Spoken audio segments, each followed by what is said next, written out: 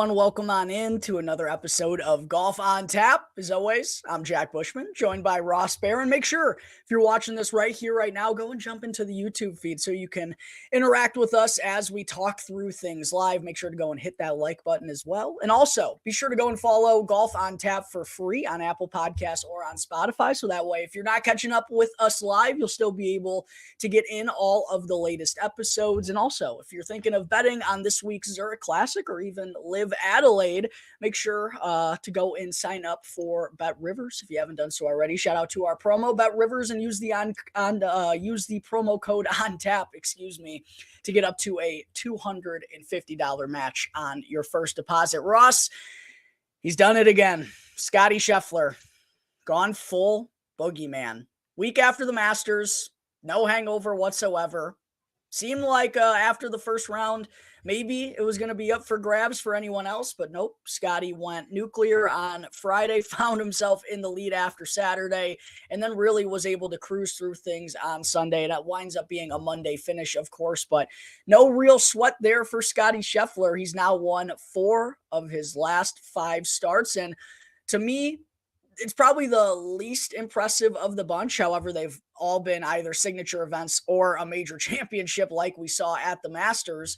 But I thought it was the most terrifying for the rest of men's professional golf and also for the rest of golf bettors everywhere, because Scottie being able to win on a course like this where it feels like the strength of his game could be mitigated a little bit based on, tee to green not being as difficult. And that's really where he thrives and has been able to separate himself from the pack at a tough course like Bay Hill for the Arnold Palmer Invitational, TPC Sawgrass for the Players Championship, and of course, Augusta National for the Masters. This course kind of allows itself to open up to all sorts of player types, but Scottie Scheffler still dominated the rest of the field. And like I said, I think that's absolutely terrifying. Ross, your thoughts on Scottie Scheffler doing it again this past weekend at Hilton Head, and also how you doing, my friend, as we chat on this Tuesday afternoon? It's unbelievable. It's absolutely unbelievable, man. I was working from home Friday and I had it on in the background and they show Scotty starting his round and he's like 9 shots off the lead. And I was like, all right, well, those picks we put in the beginning of the week looking really good. And as expected, you're just like, okay, well, he won the Masters last week. Like Max Homa even admitted he was exhausted playing. Colin Morikawa admitted he was exhausted playing this tournament because they were giving it their all at the Masters and they didn't know if this is going to be the week for them to rebound.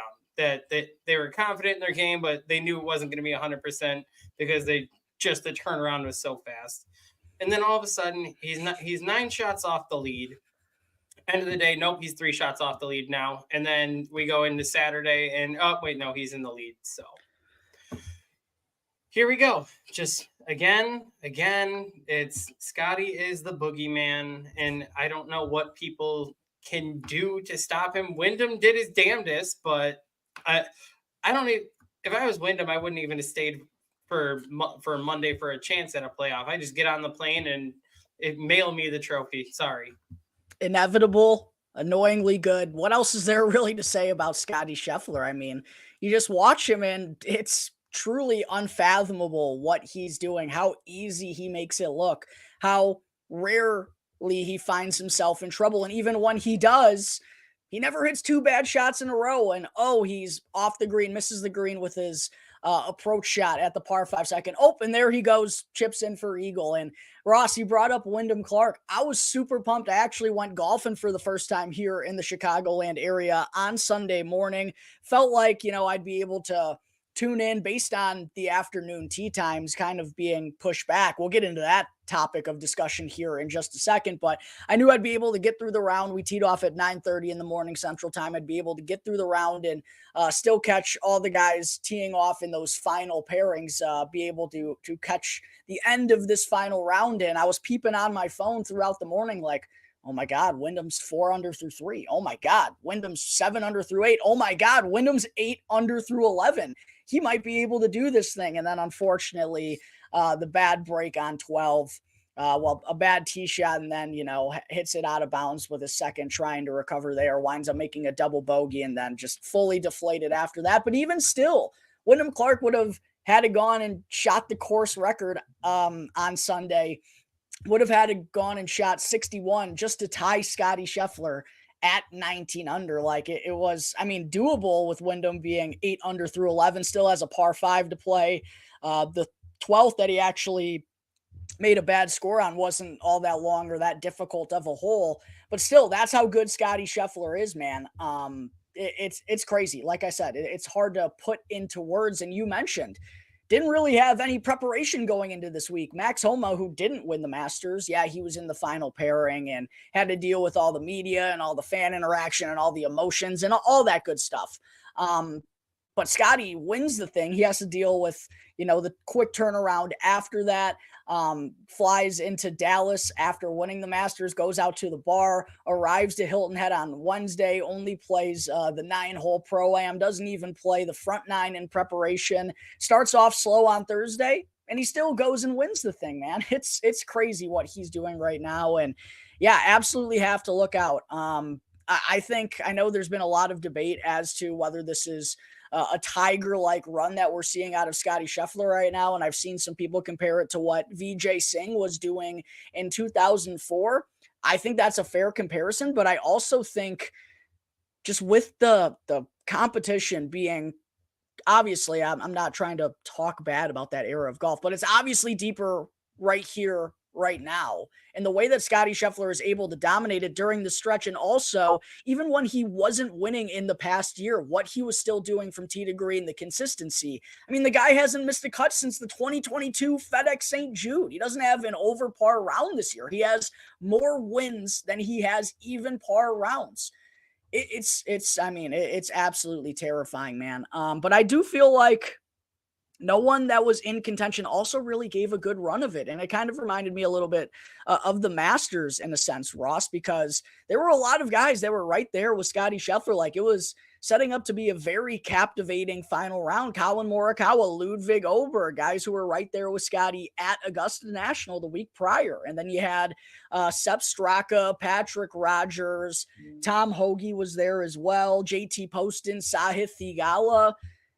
I don't think any of those guys that I just mentioned shot better than 68 in that final round. And there were low scores out there. Like we saw Chris Kirk, Wyndham Clark, of course. Justin Thomas posted a really good score in that final round, but it felt like everyone made mistakes or wasn't able to capitalize on the par 5s or certain opportunities. And that's what Scottie does. He just doesn't make mistakes. He doesn't go backwards. And it's obviously very tough to beat, but I still felt like no one in that final group really gave it their best run. Like, I do feel like, I don't want to say Scottie was beatable, but it could have been closer contested than it was. Did you kind of feel the same way? I just feel like when Scottie's in contention or has the lead, no one is able to go to that next level and think they can beat him. Only Wyndham, I feel like only Wyndham has the stones to hang with him, and even he can't beat him. Yeah, I feel like it's just gotten to the point where a bunch of these guys on tour, not to compare it to like a Tiger thing, but just that mentality of like, oh, he's got it. Like, I'm playing for second. It seems like it. It's a competition for second at this point in time. And I think everyone's just kind of praying that this baby maybe shakes up the schedule for Scottie Scheffler, throws a wrinkle in there somewhere, because, man, this guy just looks lights out and absolutely unbeatable with what he's able to do. And ever since he made that change with the putter, Ross, four wins, 1 second place finish, missed a 5-footer to miss out on a playoff. And the one time that he hasn't won since the beginning of March, it's incredible, man. Yeah. I mean, someone asked me when we did an on-tap call last week, like, explain it to me like I'm 5, how good he is. And I explained it simply like, you have to break the game of golf into eras. Like, Tiger has his own era. The game of golf has become more advanced and more competitive, where we're never going to see something like that again. We're just not. The game has come too far. what Scottie's doing right now in this competitive era should be impossible.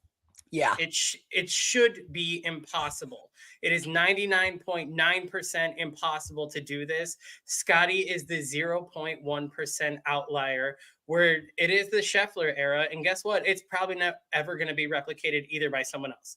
Just what is happening in this streak. It is going to be a one and done. He's the outlier.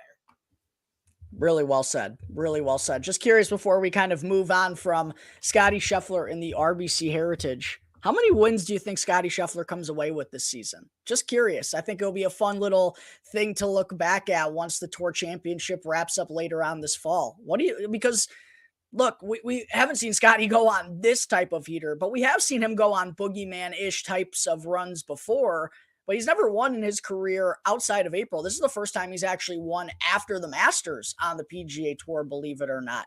He absolutely can keep it going, but there's still that mystery moving forward. How many wins do you think he comes away with? I'll share my prediction as well after you go for it.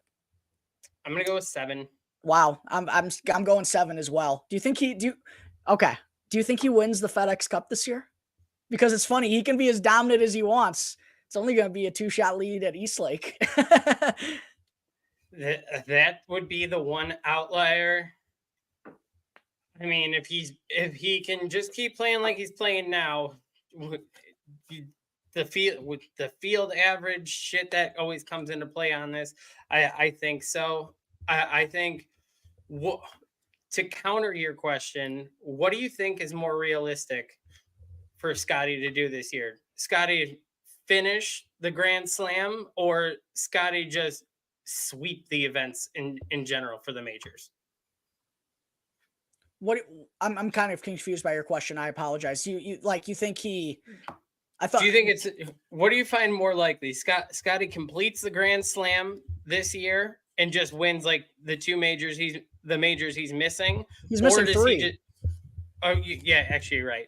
So do you think he does it this year? No, I don't think he wins every major. I don't. I think he's going to pick off another one.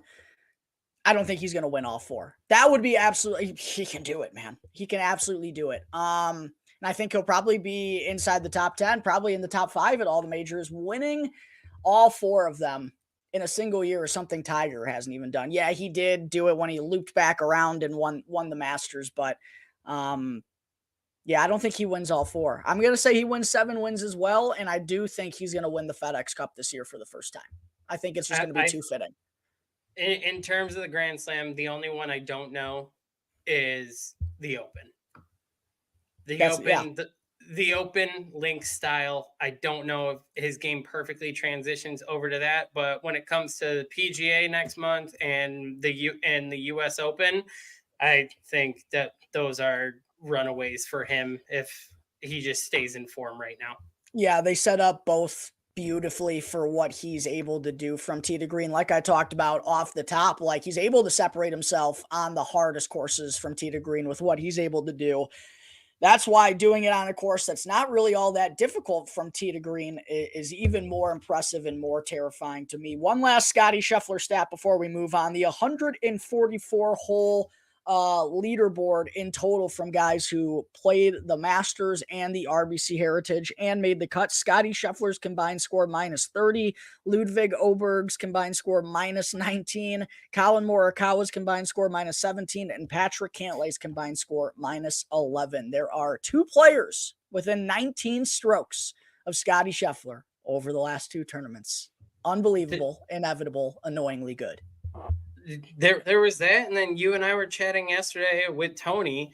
The stat I read that if you played the same tournament as Scottie, if you played API, if you played the Players, if you played the Masters, and you played RBC, and you played all 16 rounds at field average, you would shoot 1 under. In those 16 rounds, Scottie Scheffler is 66 under. It's crazy, man. Haven't seen anything like this in men's professional golf for a long, long time, and will be rather interesting to see what happens the rest of the way with Scottie Scheffler. Is he going to be able to keep up on this run with some new dad swag whenever Meredith does give birth? And also really curious if he's going to be in the field next week at the Byron Nelson. I know that's probably a more likely time for when Meredith is due.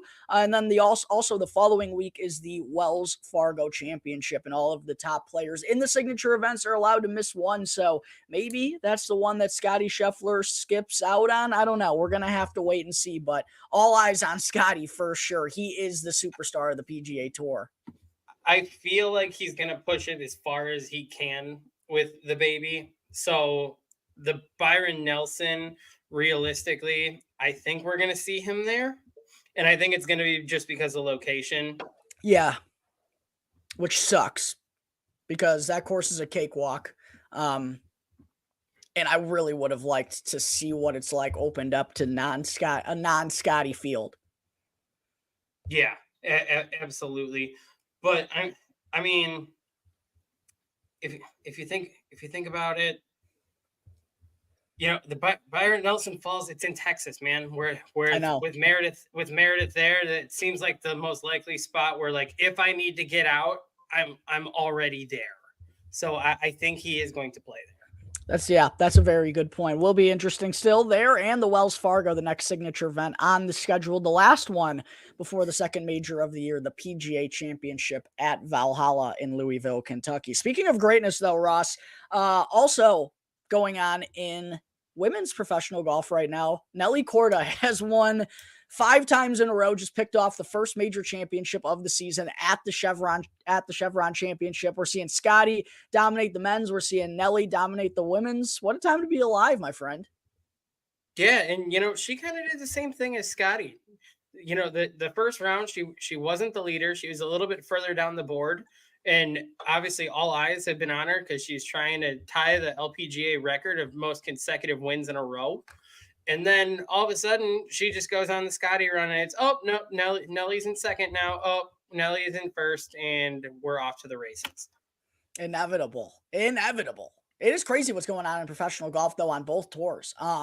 Wonder the last time we've seen multiple winners like this going on during the same era. I wonder if there's ever been anything like this, because Nelly's won 5 in a row. Scottie's won 4 of 5. Pure dominance going on in professional golf game right now. There's pure dominance, and then there couldn't be a better time for Nelly to do something like this and garner national attention, because all the focus currently on women's sports, with Caitlin Clark coming off of March Madness. People are taking an interest. People are being more involved in women's professional sports. So for Nelly to go on a run like this and capitalize is perfect. And it's good. It's good for PGA viewership. Viewership is good, especially for the LPGA. Viewership was up because people wanted to see, could she do it? Yeah. Of course, she's not going to set the record. She's not going to win 6 in a row. She already said she's exhausted from the past 3 months. She's pulling out of the next event, and she's going to take a little bit of time off. So she's going to end up staying tied with Nancy Lopez and Annika Sorenstam at 5. Well, we'll be looking forward to seeing Nelly whenever she does, in fact, tee it up next. Ross, we also got to talk about what went down at the Corrales Punta Cana Championship, the alternate event going on over the weekend. Our boy Billy Horschel, who's been playing really good golf throughout 2024. I bet on him a couple of times leading up to the Masters because I knew he was really trying to get that victory to get into Augusta National. Fell short of that, but finally gets back into the winner's circle since the Memorial, I want to say, in 2022. And if you've just been following men's professional golf over the last couple of years, you'll know Billy Horschel really, really struggled last year. And when he returned to the Memorial during the midst of all those missed cuts and really going through one of the worst swings of his entire career, really emotional during an interview about just how difficult it can be on him and all the stress and everything he just has to battle through when you're not having your best stuff. And now seeing Billy come full circle in less than a year's time, getting back in the winner's circle at the Corrales Punta Cana Championship over the weekend, outlasting Wesley Bryan, huge YouTube golfer, of course. I know a lot of people were rooting for Wesley down the stretch there. Kevin Tway was in the mix. Charlie Hoffman was there too. I actually had a little combo parlay bet going on Sunday to make things a little bit more enticing, Ross. This was before I saw Wyndham Clark was 8 under through 11, obviously, and thought I had no chance of winning anything on Sunday. I went with the Scottie Scheffler, Charlie Hoffman double. That was 52-1. Unfortunately, the Seagull fell short, but if it happened to anyone, I'm glad it was to Billy Horschel. So happy for Billy, man. Your thoughts on Billy getting the job done this weekend? Well, I'm super happy for Billy because Wednesday night for fun, I did sprinkle a little bit on Billy and Justin Lauer, which Billy won, and I believe Justin Lauer finished like T4 or T5, like only 1 or 2 strokes behind. So overall, it was a good week, knowing that when the boogeyman came and ruined all my other stuff, I threw in for the week. So huge for Billy. No one probably more deserving right now for the amount of work he's put in. And like you said, last year, just kind of exposing himself in general to like how tough it is. Like, he was in tears last year, where he's the defending champion. And I think like that first round, he shot like 8 over, and he was in tears when they interviewed him after. Like, I won here last year and I played like shit today. Like, that does take a toll on everyone when the rounds aren't performing well. So no one more deserving, and he's played so well this year, leading. Obviously, the last tournament prior to the Masters, wasn't able to put it together, did not have a great outing. So good to see a nice little rebound out of him. And then I don't know if you saw the picture of him with the trophy, got the sun hat going, and they clearly just pulled a shirt out of the gift shop and threw it to him. And there was someone put a post and it was like, "What does this man do for a living? Wrong answers only." And the first thing I thought of is I had to go out and post and be like, looks like he owns a theme park of dinosaurs known for quite a few incidents, because he looks exactly like the guy. That's funny. I saw the picture. I wish I saw that specific tweet, because I know it would have given me a good laugh at the time. But yeah, awesome to see Billy back. I've really become a big Billy Horschel fan over the last couple of years. And funny enough, when I first got into watching golf, I really did not like Billy Horschel. He was one of the few players I did not like on the PGA Tour, and kind of everything has come full circle. Learning a little bit more about Billy, there's been some like YouTube golf stuff that he's done, and also just like hearing him talk from time to time. I loved him standing up on behalf of the PGA Tour. It might have been to like Ian Poulter or someone on the putting green that one time. I was like, oh, this guy isn't afraid to speak his fucking mind. I love me some Billy Ho now. And yeah, a full turnaround from what we saw out of him last summer. And I know I read or maybe heard somewhere that his turnaround he credits to changing his clubs a couple of degrees. Do you know what I'm talking about, Ross? He made a change in his clubs by like 2 degrees, and it's actually what he had his clubs set at when he won the tour championship all those years ago, and somehow just got different over the years and returns those clubs back to what he had for a long time, and is finding success here once again. Pretty crazy. Yeah. So, I mean, overall, it's a feel good story. We like to see Billy Ho win, and like you said, he's the outspoken guy. He's not afraid to just let it fly. Like at Waste Management, when people were screaming in Akshay's backswing, and he went off on the fans. I love that stuff. Yeah, sticking up for the players, not afraid to speak his mind, giving it back to the fans. Just a fiery Billy Horschel, man. Must see TV at all times. So congratulations to Billy for getting back in the winner's circle, and congratulations to you for hitting a nice little ticket on Billy Horschel. And I should have made that decision, man. Once I saw Scottie in the field at Hilton Head, I should have just put all my chips into the Corrales Punta Cana basket. I'm a little bit sad that I didn't, because I feel like I probably would have been on Billy Horschel, considering I've bet him numerous times throughout the spring. Yeah, the funny thing is, I wasn't even going to bet it. And then I looked at that field and I was like, Justin Lauer and Billy Horschel are like the 2 big fish here that are just normal tour weeks are like sitting in that 15 range. And I was like, okay, well, the other 14 guys are in Hilton Head this week. So like those are the 2 big fish down there. And they had decent odds. I think I got Billy at like 12-1. Yeah, not terrible. For that type of field, I mean, he's clearly the most established and best player in that field. So, like, yeah, worthy of a little $5 guy there. Congratulations to you. Before we get on to this week's Zurich Classic, last thing I wanted to bring up, Rory McIlroy back on the PGA Tour Policy Board, barring a vote from the rest of the board, which I think we all know is going to pass. Stepping in for Webb Simpson, who is going to be stepping away following his 2-year duty.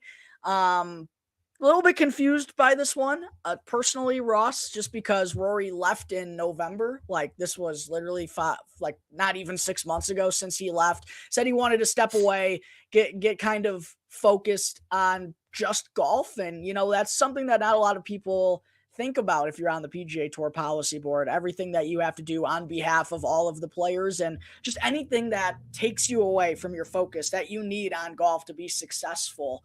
So I understood Rory stepping away, but for him to come right back, it just feels like it's another thing to me. Like Rory just can't make up his mind on anything. I feel like he just goes back and forth, like he's constantly playing a game of tennis against himself. Like he's bashing Liv, but now he just wants the game merged. And I get what he's doing. Like I understand it, but it's just like, I feel like he's never picking a spot. And I don't really know, given how things have been going for him recently, I don't know if this is the best move, Ross. I think there's a lot of outside influence here on this decision. One of the biggest ones is I think it's Tiger saying you need to come back in on this and be a part of this. And I think it's because Tiger sat and met with Yasser and they started the preliminary talks and laid things out. Tiger and Rory are super close. They've always been super close. And with Tiger being part of this board and everything, people moving forward, I just feel like there's a big outside influence where it's someone like Tiger with all the pull saying, I really need you on this and bringing him back. And I do think he's probably the only person involved in this that could get Rory to do this. Yeah, I actually think that makes a lot of sense. And I didn't really think about it from that angle, but I could certainly envision Tiger being like, Rory, you're the face of the PGA Tour. I need you back in on this for negotiations. I need you to be right there alongside me, because if we're together, we look like the power figure of men's professional golf, us side by side. And they obviously, like you referenced, have that close relationship, founding TGL together or being a part of that creation with one another. I feel like that's probably likely that Tiger was like, listen, bud, we're just going to need you back. I'm sorry. I know you probably don't want to do it, but your name value and just your influence, it's too great. And Webb Simpson, Peter Malnati, they're just not helping us get negotiations over the hump here. Yeah. Obviously it's Tiger, but I think it's also just Tiger's circle. The people that are involved in there, like the Colin Morikawas, the Xander Schauffele's, the people he's around weekly, that are very outspoken about what's going on with this. I think it's just that circle of people saying like, Rory, you need to be in there. You need to be back in. You got us this far. You stood your ground. You got us this far. You need to get it to the finish line and be a part of that crew. And I think that's what brought him back. So last but certainly not least here on today's episode is the Zurich Classic. And quite honestly, Ross, as I told you before we jumped on here, this event's never really done it for me. I've actually never bet on this event, and it just feels like a little bit of a bye week to me. Now, if this was the match play, they kept that around and got rid of the team format, I'd be a little bit more invested this week. But I know you were looking at a couple of teams, and I know there were some that caught your eye, so I thought I'd turn it over to you for the team event that we have down at TPC Louisiana this week. Yeah, it's just for fun. I peppered the board a little bit. I threw out the favorites in Patrick Cantlay and Xander Schauffele because they were smashed all the way down to like 4-1. But also, how hilarious would it be if Xander and Patrick just can't even finish an event together? If they finish second, how funny would that be if they finish second? If they for how many times the two of them just constantly finish second and can't finish it on Sunday. If the two of them are together and don't bring it home, it's just going to be hilarity to ensue from there. But really, I didn't go super deep into this. For the Zurich for the course. It's a big second shot course, so I focused on guys with decent iron play and putting, because I think that's where it's gonna end up making the most strokes, and you're gonna get the most gains throughout the tournament. So they are lower, but I do like the idea. I like the Irish team, Rory McIlroy and Shane Lowry. With Rory's length off the tee, Shane's irons are incredible. I think him being closer because of Rory is going to help there. And then the two of them putting, if they can just put it together, that's the only thing that's kind of lax for both of them recently. If they can get a good second shot in there and knock down the putts. A little bit beyond that, I really do like Colin Morikawa and Kurt Kitayama at the 16-1. Once again, the iron play. Colin Morikawa's iron play. I don't know what happened over the past 3 weeks, but those irons are alive and they're back. And so I think that's a really good team to look at. Otherwise, a couple others that caught my attention. The Tom Hoagie Maverick McNeely at 25-1. I thought was a very fair value in an underrated team. And the last one I threw on, you're not going to find this number anywhere. I hit this last night. They were 40-1. They've been smashed down to like 19-1. The Nick Taylor, Adam Hadwin, all Team Canada going into the Zurich. The one I like that we'll see, maybe I'll toss something on it just for pure entertainment, is we do have our boy Sahith and Willie Z paired together too. So I think that's just an electric combo, but a fun one to watch, not betting wise. Matchup is going to be Joel Damon and Kashmir Keith. Those two always have fun when they're paired together, so that'll at least be electric TV. Yeah, I completely agree. And the Nick Taylor Adam Hadwin pairing is a duo that I would be eyeing if I were to be placing a wager this week. It's honestly just a nice little spot for me to step away, relax, decompress after Scottie Scheffler has taken my money a plethora of times. Quite honestly, Ross, I was thinking this before we jumped on the show. I'm kind of thanking my lucky stars I have 2 winners this year. I'm like barely in the negative for the season, but quite honestly, like it feels like the season's been a little bit of a disaster. So I'm pretty lucky that Steven Yeager was the Scottie Slayer, if you will, in the past 5 weeks. And then Scottie took the week off at Valero to allow Akshay to go and get that dub over Denny McCarthy. But other than that, one team that caught my eye a little bit further down, Rico Hui and Justin Suh. I think combination-wise, and I don't know if this is going to play out well. Like I said, I've never bet this event. This is one I usually just skip out on and take as a little bit of a bye week. But Rico Hui is incredible from tee to green. Legitimately one of the worst putters on the PGA Tour. Like he was the one guy who was like lower than Scottie when Scottie was absolutely lost on the greens.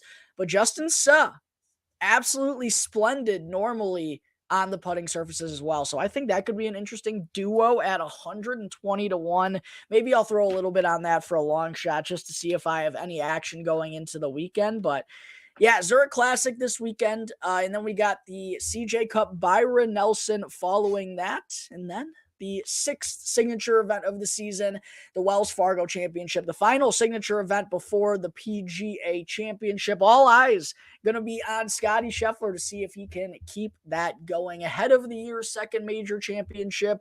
Ross, as always, incredible show. Thank you for taking the time, my friend. I know you got in early morning, so we're going to go ahead and let you on out of here. To everyone who tuned into this episode, thank you as always as well. Make sure to go and hit that like button and follow Golf on Tap on both Apple Podcasts and on Spotify. Wherever you may be listening to your podcast, go and help us out. Use the promo code ONTAP at BetRivers if you're not already a member there. If you're wanting to wager on the Zurich Classic this week, Live Adelaide, or the Byron Nelson Wells Fargo in the future, use the promo code ONTAP to get up to a $250 bonus. As always, from Jack Bushman and Ross Baran, thank you everyone again. Crack 'em, lock 'em. We'll see you this time next week.